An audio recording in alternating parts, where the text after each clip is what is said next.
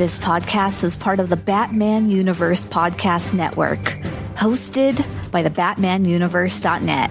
Check out everything related to Batman and the entire Bat family at the BatmanUniverse.net, including news and original content related to comics, movies, television, merchandise, video games, and more. Also, check out some of the other unique podcasts that TBU has to offer. Consider supporting this podcast by becoming a patron on Patreon. Even $1 can go a long way in supporting this content that you enjoy. Look for a link over at the BatmanUniverse.net to offer your support now. And now, on with the show. In 2008, a podcast was created with one goal: to bring Bat fans around the world news related to movies, comics, video games, television, merchandise, and so much more. And now, the Batman Universe Podcast has returned. Hello everyone and welcome to the latest episode of the TBU Podcast. I'm Dustin. Joining me today is BJ, Scott, and Hannan, and today we are talking about things we are thankful for. If you live in the United States, which I know the vast majority of our audience does, you'll have realized that Thanksgiving was this past week, and because of that, we thought a good topic as we get to the close of 2021 are things that we are thankful for that have happened within the Batman universe. Or specifically, obviously, there's a distinction that we have to make between the website, the Batman Universe, and the Batman Universe as a fandom, and that's what we're talking about, is the fandom part, not the website itself. So we all have certain things that we're interested in, things that we are thankful for. We also asked you guys, the listeners, as well as other fans who follow us on social media and use our Discord, for things that they're thankful for, and we mentioned that we would bring them up on the podcast, so we're going to bring those up as well. But there's a lot of different things. If you have been following along, obviously just in the last couple months, there's been a lot of things with all the announcements and trailers and all that stuff that came out of DC fandom. There's all kinds of comics that are releasing every single Tuesday, and there's a lot of stuff in general that happens within the Batman universe. If you follow along on the website, you know this because you see a lot of this stuff that is happening. So we're going to jump into a bunch of different stuff. We're going to kind of jump all over the place. But first up, BJ, what are you thankful for? I am thankful for the current Nightwing run with Tom Taylor, and maybe just how this year's kind of turned out to be era of Nightwing. Him leading on Titans as the main character. He's going to be heading a video game pretty soon. That Nightwing run with Tom Taylor kicking off, spinning out of Infinite Frontier, it really harkens back to the Chuck Dixon run back in the 90s and the early 2000s, and hits on all those key points. In Bloodhaven, he's with Tim Drake, he's with Barbara Gordon, up and taking down certain criminals, and he had that great issue with because now he's inherited Alfred Pennyworth's money, and he had that great issue where he started it was like a fundraiser type where he's giving back to the community using Alfred's money, and that was just a great issue. He's talking to Superman about it, he's talking to all the heroes about it. And Grayson's been my favorite character forever, and he's been around just as long as Batman and Superman and any other DC hero there is. Been around for 80 plus years, and it's nice to see that he's finally getting the recognition in comics and other mediums as well. So that's what I'm thankful for.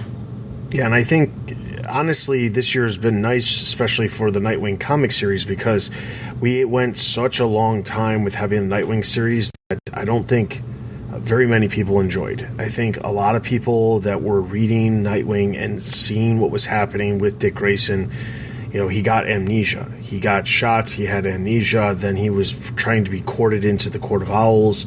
there was a lot of stuff going on in that book that I don't think a lot of people liked.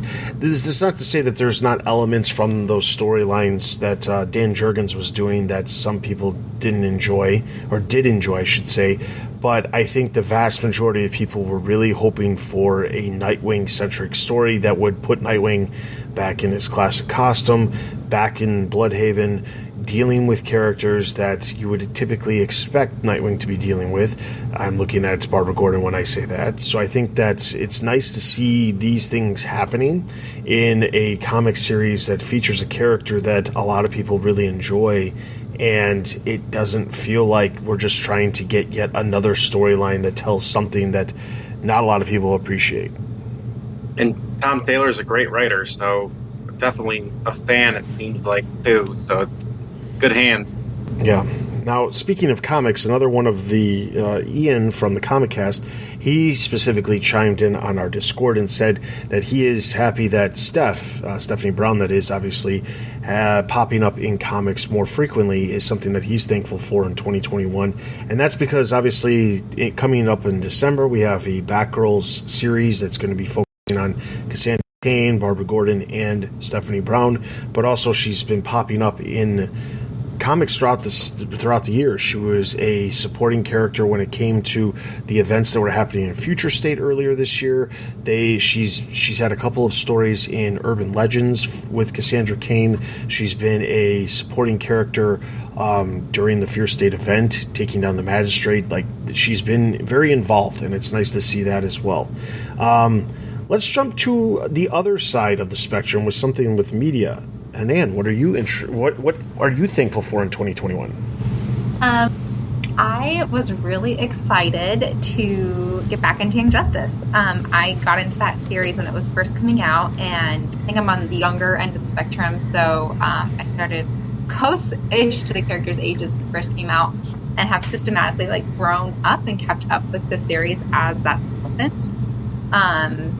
So getting back into that was super, super fun. I enjoyed the previous season 3, but it didn't quite hit the mark for me, and I've caught up on all the episodes released on this new season so far, and I'm really, really enjoying it. I think they're going back to a more character-based focus, which they're doing a really good job with, and it's really nostalgic for me, but I'm really happy that it's back and that they're continuing it and expanding it and doing more with the characters and bringing in new characters.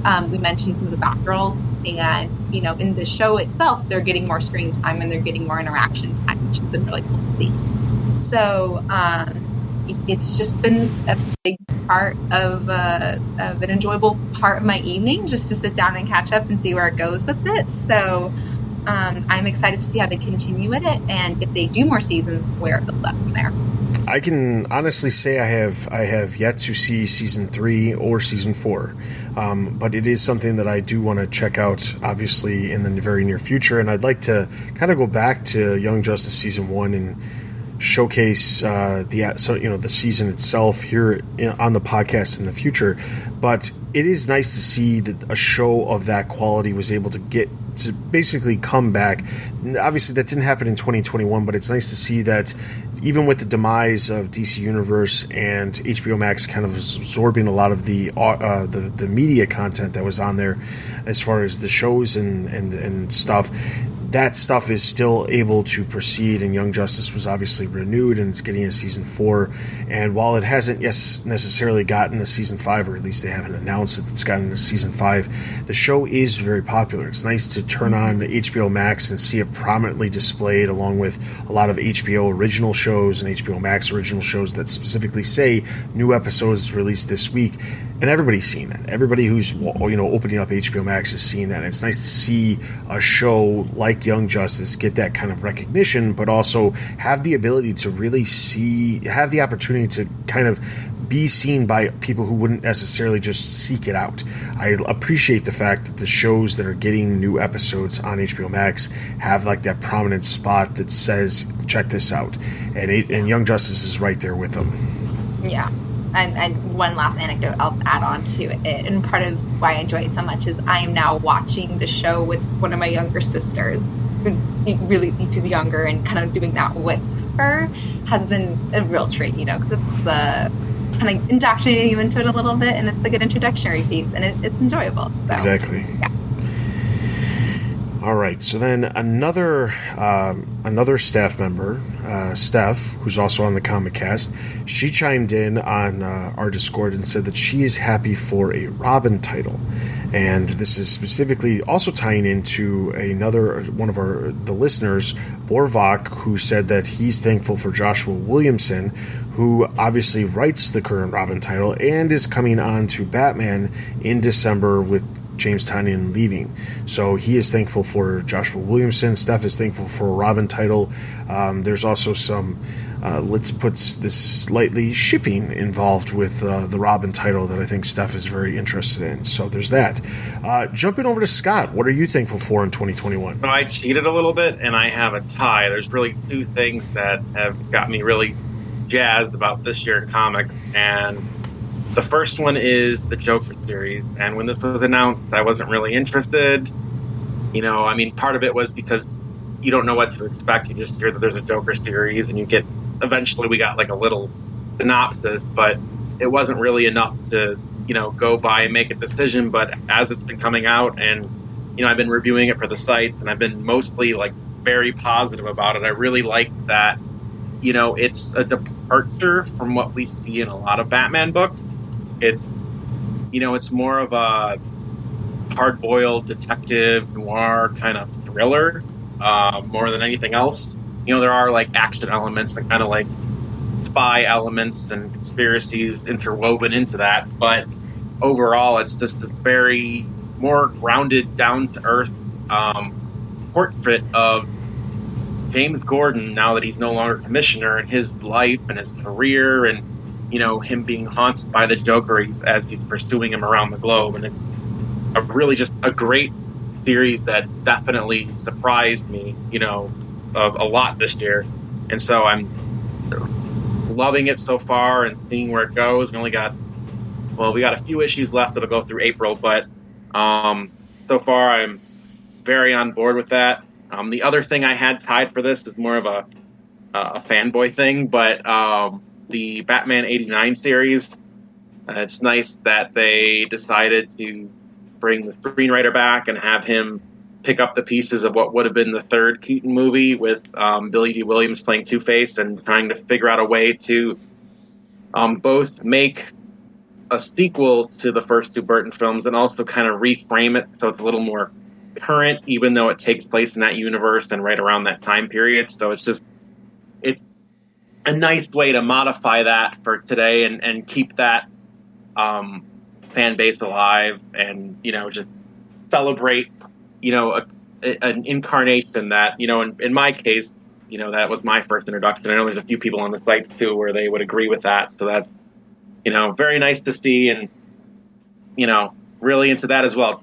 Pretty good so far. We're about halfway through, but yeah, those are my two. I want to go back to the Joker series. You mentioned that it's wrapping up in April. Do you think it really will wrap up in April, or do you think that with Tynion wrapping up at least his story, that someone else could come along and carry on that series? I have thoughts, but I want to hear your guys' thoughts. That's a good question. I don't think they're going to kill the Joker or anything. I know that's Gordon's mission is going to kill the Joker, but that's not something that's going to happen. I don't know. I feel like, at least with Tynion's arc, it'll have to end in some way where there's some kind of definitive cutoff point for at least Gordon's story with this. I'm sure, I haven't looked at the sales data, but I'm sure it's good. It seems like we get a lot of interaction with the reviews, on top of everything else. But, as long as the sales are good, I would assume they would try to figure out a way to continue it and maybe switch gears, switch character focus. But I guess my assumption is that at least as far as Gordon's part is, there's some kind of ending or some kind of big reveal that maybe even propels into another event, based on what's going on. I don't want to say too much about the underlying conspiracies, but they are big enough to where they could kind of be some kind of all hands on deck event type. I don't see it continuing after Tynan, just because when do villain books ever have like an ongoing? When they do, they usually get redeemed some way, like Harley or something like that. But you can't redeem the Joker. And as popular as the Joker is, like he has this book, and then he had the book like way back when, I wanted to, in like the 70s, right? He had his own title, and that ran for like 9 issues. Yep. And the Joker's one of the characters, but there's a reason why he doesn't have his own ongoing. Yeah, I will say, here's my opinion. I think Tynan, it should end with Tynan. I am positive that the book is selling well enough, and if this was the Dan DiDio era, he would have another creator or creative team come onto the title and just tell a random arc featuring the Joker, followed by maybe another random arc until the quality of the series just completely depletes and it falls apart and the series ends up needing just to be canceled. That's what I would assume would happen back when Dan DiDio would be around, because you don't take a book that is selling extremely well, is getting a lot of eyeballs looking at your product, and then you get rid of it. However, the one is this series, while it is called The Joker, as Scott pointed out, is very much focused on James Gordon, and that is Tynan's story. If Tynan's not telling that story, I don't know that there's a reason to tell the story, because Joker is almost a supporting character in his own series. He is not the main focus in any way, and other than like being involved in things in every issue and things like that, or having some sort of connection to the events that are taking place in each issue, he's not the focus of the book. The focus of the book is Commissioner Gordon, but we all know that if you label the book James Gordon, it's not going to sell a title like the Joker would. And I think that's one of the things. It's a very smart way to market your book and tell a really unique story.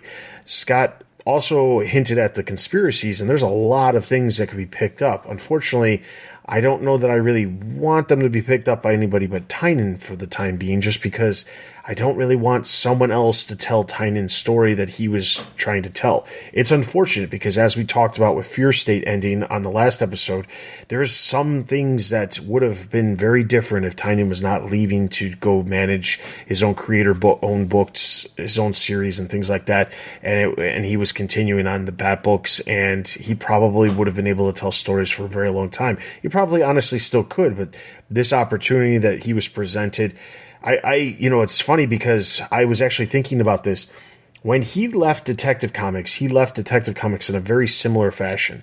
He was in the middle of a story. It got wrapped up very quickly. And when asked why he left Detective Comics, his exact words were, it was because of another project that was presented to him that he had always wanted and he always wanted to do, and that was Justice League Dark. And he couldn't do Justice League Dark on top of everything that he was doing, plus take on Detective Comics, which I believe at the time was every 2 weeks. There was just no way he could do that. So he chose Justice League Dark because that was his dream project at the time. Batman was also one of his dream projects. He obviously had that, but this creator-owned project that he's doing with Substack, and he's got a ton of different comics. That's his dream, and eventually I hope that someday he comes back to comics and DC welcomes him back, because he's a really good writer, and given the opportunity to tell stories without a whole lot of constraint, he has the ability to tell really good stories, and honestly very marketable stories too. Like Fear State might not have ended the way we wanted it to, but it was still a very marketable story arc, which is what DC really wants to have. So it'll be interesting to see what happens. I would predict that the Joker series will in fact end, and the only reason it wouldn't end if it doesn't is because the sales are just too high and they just decide to go the route that Dan DiDio would have used to go, and just basically keep telling Joker stories, even though it has very little to do with everything else, because I don't see Tynan's story continuing on in the pages of Joker without him. If they do end it too, after Tynan leaves, they're going to get, that'll be like an absolute hardcover, almost right away. They'll make money off that. Yes. All right, so to wrap up things, because I am the last one to go, the thing that I am honestly most thankful for is something that I probably would have said a year ago that I was most thankful for as well, which is DC fandom. And I say this for a couple of reasons. I obviously started the Batman Universe, the website and the podcast and all of that ages ago, back in 2008. When I started it, shortly after I started going to conventions in person, and the very first one I ever went to was Wizard World Dallas, for those of you who remember Wizard World. And C2E2 and San Diego Comic-Con and a bunch of other smaller conventions in the regional conventions and things like that.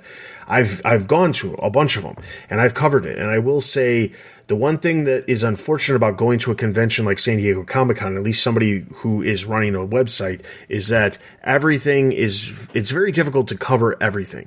And most of the time you end up spending a lot of your time sitting in your hotel room, writing articles. And DC Fandom presents a very unique situation where you don't have to worry about going somewhere to get all of the big DC news for the year.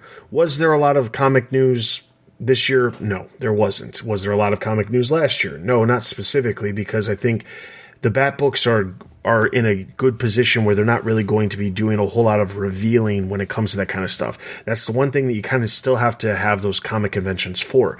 However, DC Fandom gives a unique opportunity to give a huge focus to the movies, the video games, the TV shows, and all of that. If you've ever attended San Diego Comic-Con, you know full well that there's a ton of panels when it comes to the Arrowverse shows, all the DC shows that are on the CW here in the United States. There's also the big Warner Brothers movie panel, which everybody always would hope and assume that there's going to be something related to DC content.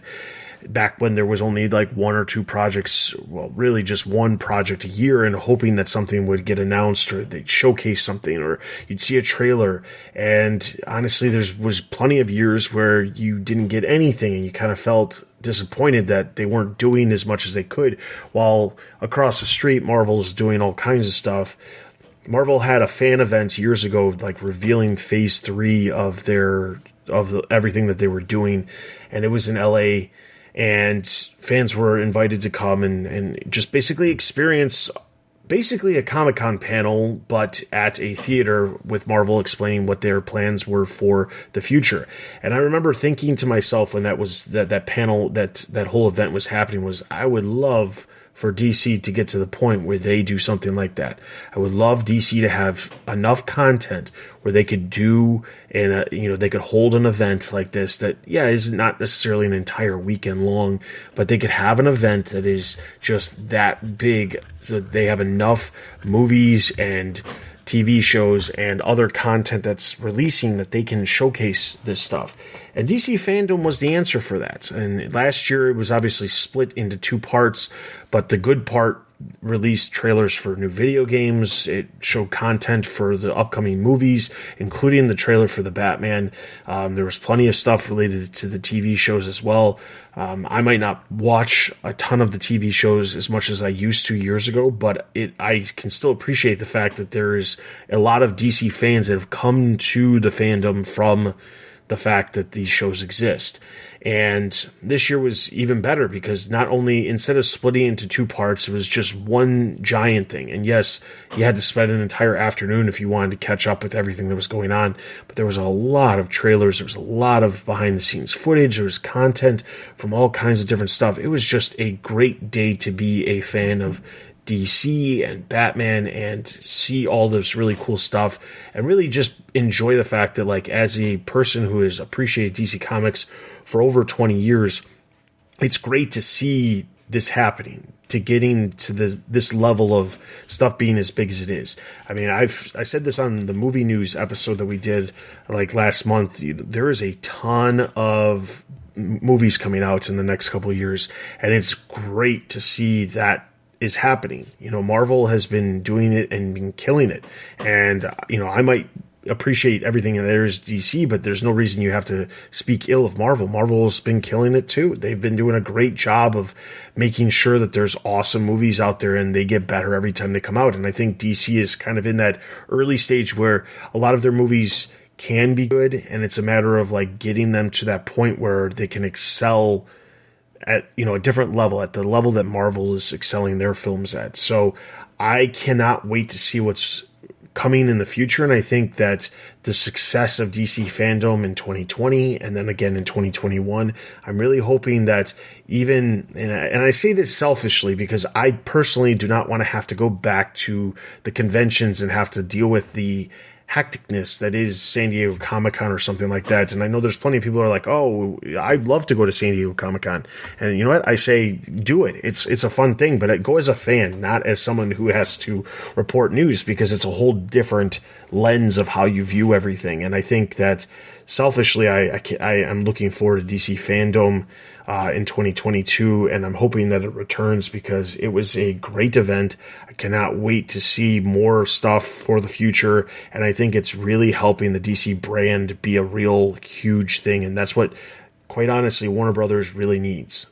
All right, so there is one last thing before we go. I do have a quick news brief. There was a synopsis, a new synopsis that was released for The Batman, and my co-host did not even know that we were going to be talking about this. But there is a new synopsis that was just released for the Batman film, and I wanted to just quickly bring it up and get your guys' take on it. So, specifically, the new synopsis says, I'm going to read it verbatim. 2 years after stalking the streets as Batman striking fear into the hearts of criminals has led Bruce Wayne deep into the shadows of Gotham City. With only a few trusted allies, Alfred Pennyworth, Lieutenant James Gordon, amongst the city's corrupt network of officials and high-profile figures, the lone vigilante has established himself as the sole embodiment of vengeance amongst his fellow citizens.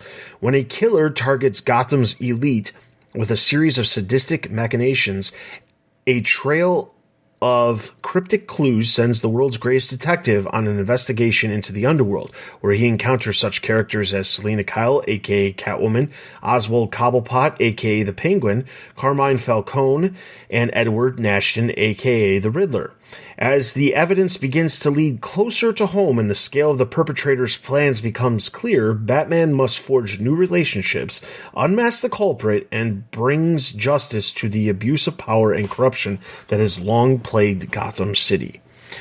So, there is obviously a huge focus on the detective element, which we've talked about in the past as something that we really are looking forward to. But this also kind of hints at the possibility that there is a bigger villain than the Riddler, which we kind of assumed. But this kind of confirms the fact that, like, despite the fact that Riddler is pointing Batman to something bigger than just him, the question is, who is it? What is it? What do you guys think?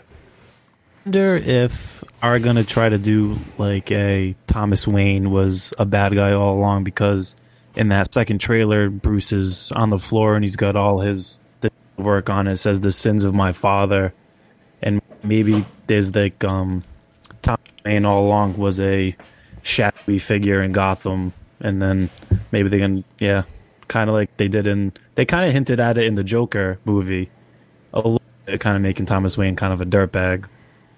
If like Tom and in this Matt Reeves universe is going to be some mob head connected with Falcone and stuff. Yeah, no, like, not to discredit that theory by any means, but I would be so upset if that were true. Something about I would that. hate that. Yeah, I would be terrible. It just made me so upset. Like, come on, you guys. But I see the logic behind you saying that and the possibility of it being true. But yeah, I would be really mad if that were the case. I was almost thinking like, oh, Court of Owls ? Because I feel like they've gotten more popular in the current, recently. Like with the video game that we discussed previously, within comics itself, they become more known. It's not as weird, I think, to the general populace. So that maybe they're trying to set themselves up in the future for something that would hint more towards that. But that was the thought that popped into my head. So I'm keying in on, like, it's a killer stalking the elite, and it makes me wonder if it's like the fact that they say it's closer to home with Batman. It makes me wonder if it's like a foil to Bruce Wayne and Batman, someone that's kind of doing the same thing, and maybe this ties in with the previous synopsis where, like, we kind of zeroed in on the phrasing, however it was phrased, that Batman, he has to learn to, like, what separates him from the bad guys. He has to find a path, beyond, however that was phrased.